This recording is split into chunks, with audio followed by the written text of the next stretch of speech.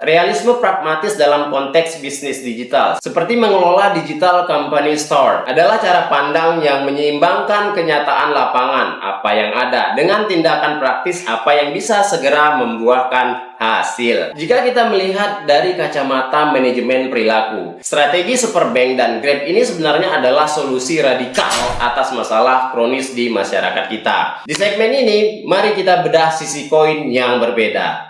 Yuk kita mulai.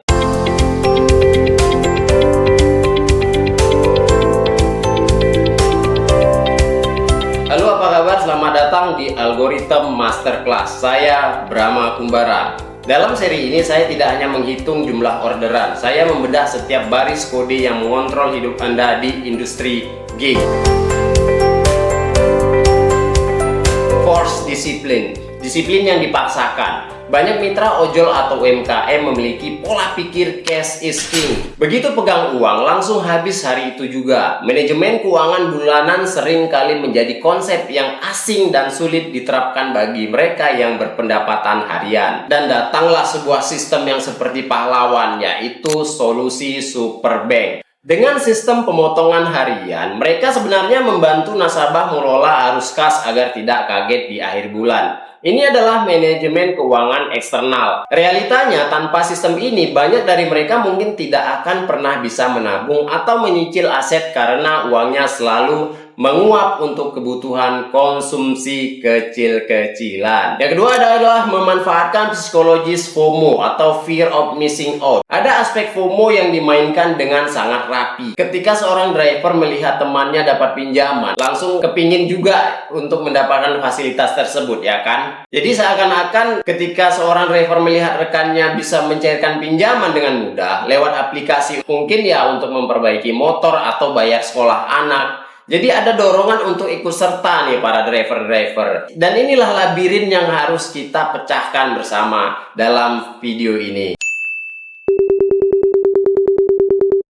Hal ini disebabkan oleh gamifikasi finansial, yaitu seperti notifikasi di aplikasi yang berbunyi, Anda berhak atas pinjaman sekian juta. Itu seperti pemicu dopamin. Itu membuat nasabah merasa, wah aku terpilih nih, atau aku adalah mitra eksklusif nih. Padahal itu adalah hasil perhitungan algoritma belaka sob. Lalu yang kita bahas berikutnya adalah micro interaction. Ini seperti micro income lah. Model perbankan konvensional itu ibarat baju ukuran large atau L yang dipaksakan ke orang berbutuh small atau S. Jadi bank konvensional desain untuk orang yang gajiannya bulanan. Sedangkan Superbank menciptakan baju ukuran custom. Mereka menyesuaikan cicilan dengan denyut nadi pendataan nasabahnya. Apakah ini eksploitasi? Ya bisa jadi. Tapi bagi nasabah ini adalah akses. Bagi seseorang yang butuh uang darurat pukul 2 pagi, kemudahan akses seringkali jauh lebih penting daripada memikirkan berapa persen bunga yang mereka bayar dalam setahun. Jadi kesimpulannya adalah sebuah simbiosis yang pahit manis. Kita bisa melihat ini sebagai dua hal yang terjadi bersamaan. Apa saja itu? Di satu sisi, Superbank memberikan alat bertahan hidup bagi mereka yang tidak tersentuh bank-bank konvensional. Mereka mendidik orang untuk punya rekam jejak kredit. Di sisi lainnya, mereka memanfaatkan kelemahan manajemen keuangan masyarakat untuk memastikan mesin bisnis mereka tetap berputar dengan risiko yang sangat minim tentunya.